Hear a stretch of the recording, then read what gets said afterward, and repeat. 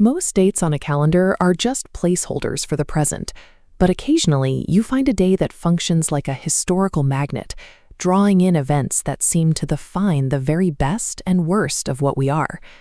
If we look at May 2nd, we see a recurring tension.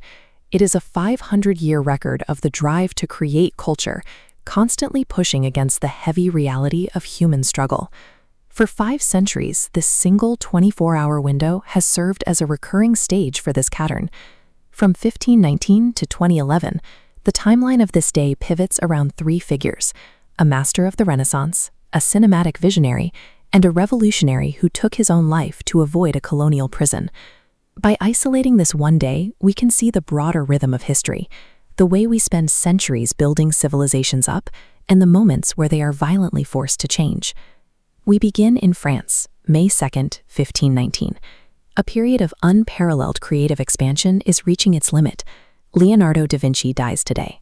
He was the definitive polymath, whose notebooks combined anatomy, engineering, and art into a single, restless pursuit of understanding. His passing signaled the end of the High Renaissance. The concentrated era of mastery he helped define had reached its conclusion. But history doesn't stop when an era ends. It just recenters.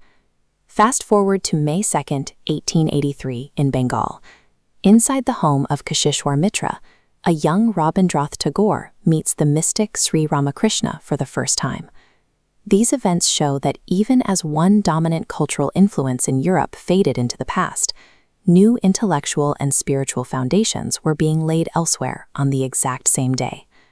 By 1908, the peaceful meetings of philosophers had been replaced by the urgent, dangerous reality of life under British colonial rule. Prafulla Chakki was a teenager who chose the path of armed resistance. He became a key figure in the underground struggle to end British authority through force.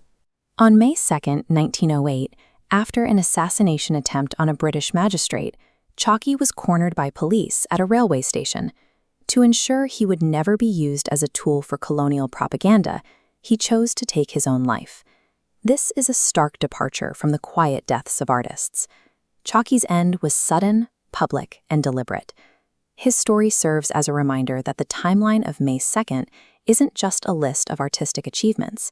It also records the moments of total sacrifice that occur when people decide a system is no longer worth living under. The pendulum shifted back toward creation in 1921 with the birth of Satyajit Ray. Ray would eventually use the camera to bring a new level of realism and humanism to global cinema, changing how Indian stories were seen by the world. 10 years later, in 1931, the composer Pulak Bandyopadhyay was born on this same day, further cementing this era as a fertile time for Bengali arts. By 1959, that creative energy expanded into the world of science and public education, with the opening of the Birla Industrial and Technological Museum in Kolkata. In 1969, the date's legacy reached the cricket pitch with the birth of the record-breaking batsman Brian Lara. And in 1975, the birth of David Beckham signaled how the day's influence had moved into the era of modern global icons.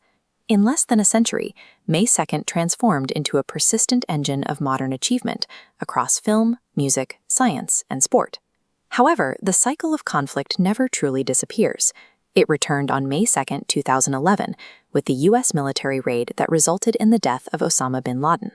This modern event brought the timeline back to its most basic tension, the violent conclusion of a decade-long global struggle. Stepping back, history looks less like a straight line and more like an oscillating wave, moving between peaks of cultural creation and troughs of intense conflict. Within this wave, specific nodes like Da Vinci, Chakki, and Ray stand out, giving this date its weight.